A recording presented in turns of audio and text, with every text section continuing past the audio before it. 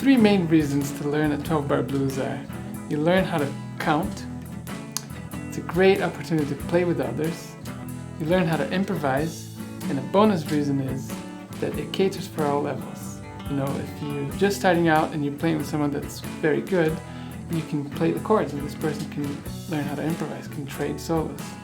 And if you're very good and you're playing with someone that's just starting out, you can practice your scales and pentatonics and whatever else, and the person can just play the chords.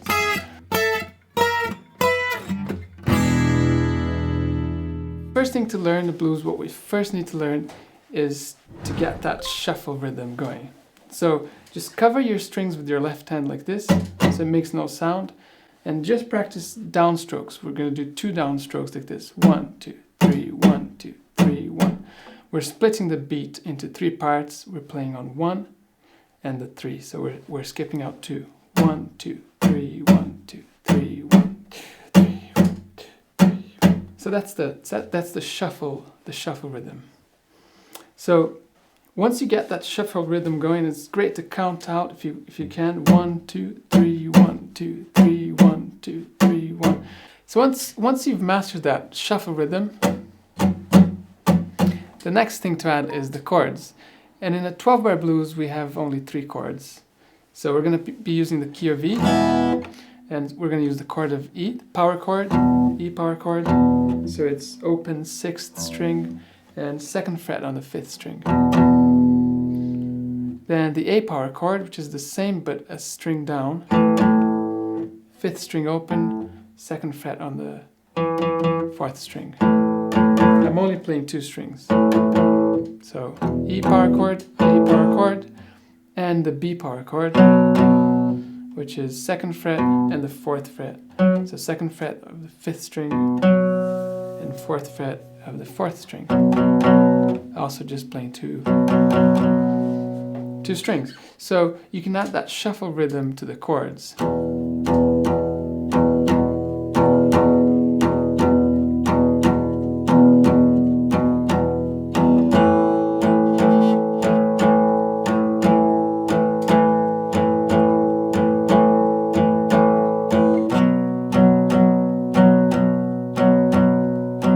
Now, it's not quite sounding like a blues just yet. We'll have to add a few more things. The next thing to add, really, if you can, is to do a palm mute, to mute that. So just put your palm over the bridge or the saddle, which is this white part here, just a couple of centimeters over the strings, just to muffle the sound a little bit. This sounds really cool. And right there, it sounds a lot more bluesy than before. This is a bit too wild. Cool. And the next thing to add is a little blues riff. So a lot of blues riffs trade between the 5th, the 6th, and the 7th of the scale. So something like this.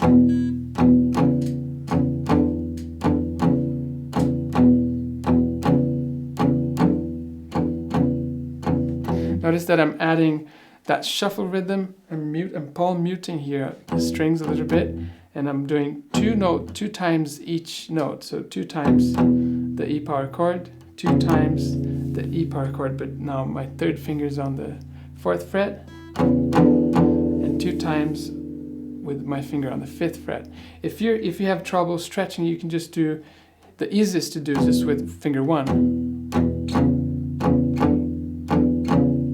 A lot of my students start that way, and then once you're comfortable with that, you can try with finger 4. I like doing with finger 3 and 4. You can do the same thing with the A.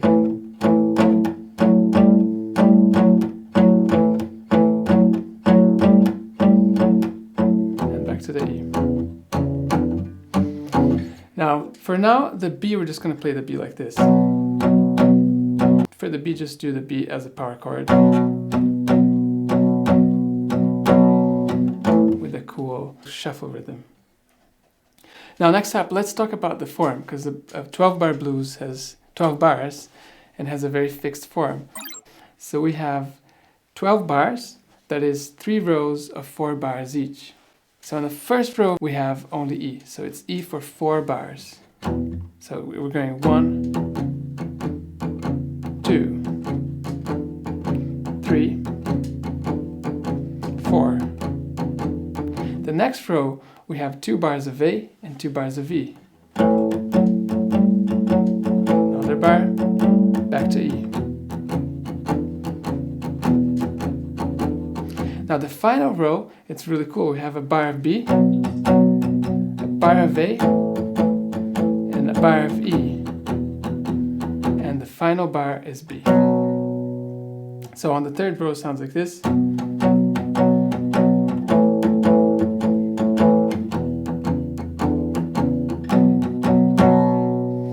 And the last 2 bars is where the action happens, because we have what's called a turnaround.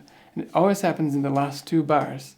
And it's where you can have a bit of fun. You can improvise, you can add a few grooves and riffs, and we'll get to that. First, let's just go through the form countings. I'm going to count bars 1 to 4 per line. So line 1, line 2, and line 3 each have 4 bars. So we'll go 1, 2, 3, 4. Bar 2, bar 3, bar 4, into the second line. Bar 1, bar 2, back to E, bar 3, bar 4. Third line, B, bar 2, bar 3, and the final bar with the B. It's sounding really great, but we can still do a bit more. So what we have to do next is to add what's called a turnaround. And a turnaround is the last 2 bars of blues. When we get back, we get ready to return to the form. Just before the form repeating, we can have a little bit of fun. We can add a few riffs. I'm going to teach you a couple of options that you can use in your turnaround. Remember, the third line we have a bar of B, a bar of A, and then the turnaround starts on the E, which is bar 3, and bar 4 on the B. So the riff is going to use notes from the chord of E and the chord of B, and it's going to sound like this. So I start on the chord E and I end on chord B. So the riff goes like this: open E, then I skip to the E on the 4th string, and I do a hammer on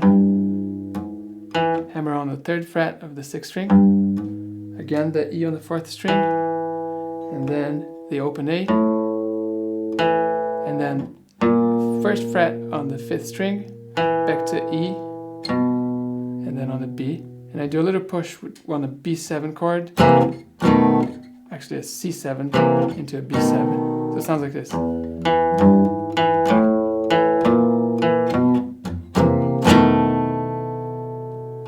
You can also do a turnaround that sounds like this.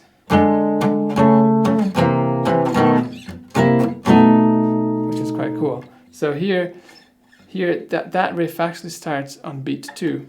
You're going to go to E,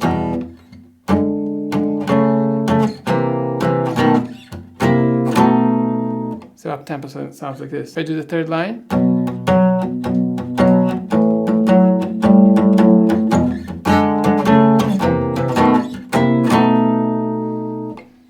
so this is like it's second finger on the 5th string of the 5th fret, and 3rd finger on the 4th string, 6th fret, and then I move down. The 5th string moves down, and the 4th string moves up, which sounds quite cool.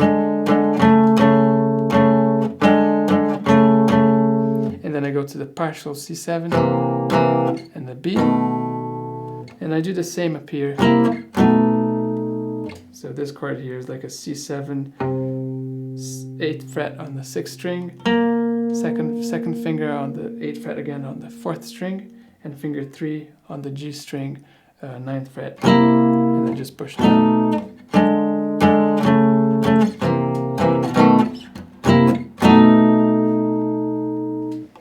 Now if you want to take your playing to the next level, what you can add is you can do a little intro, an outro, and some fills, just to make it a little bit more fun, to improvise and to change every time you play.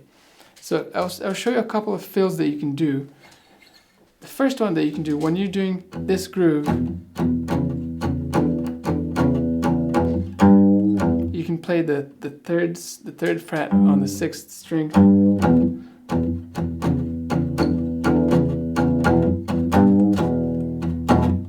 Or you can do, this is quite cool as well, hammer on 3rd, 4th fret, and then on the E on the 4th string.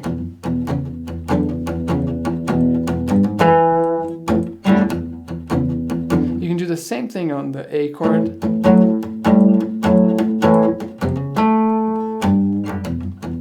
You can have a bit of fun just adding these little fills that just make it sound every time slightly different. So I'll show you a little introduction that you can do just before starting the blues. It sounds like this.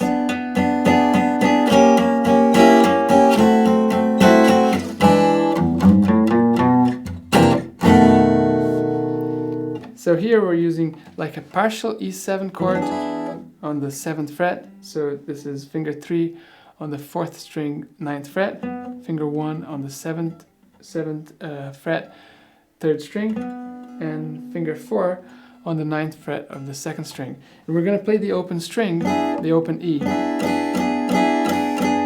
and shift the whole thing down by a fret again, and then into an E7.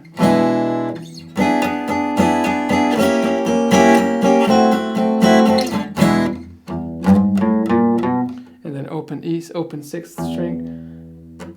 You do like a slide from the 3rd to the 4th, open 5th, 1st fret, and then 2nd fret, and like a C9 into a B7.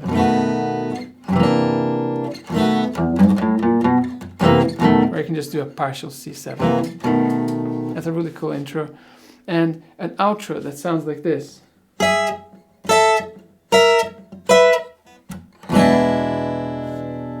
So here I'm using is first finger on the 9th fret of the 2nd string and finger 4 on the 12th fret of the 1st string. And the 2nd string is just going to keep going up until you get to the 12th fret, so like this.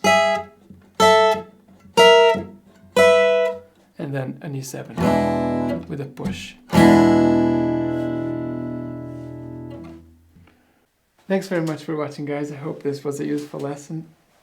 Tabs for everything that I played today, including the intro piece, is available at our Patreon page, which is patreon.com/altguitar. And also there's a backing track for you to play along, and many other lessons and backing tracks and sheet music. So do check it out if that's something you'd like. Please consider subscribing to our channel and click that like button if you've liked the video. And we look forward to seeing you soon.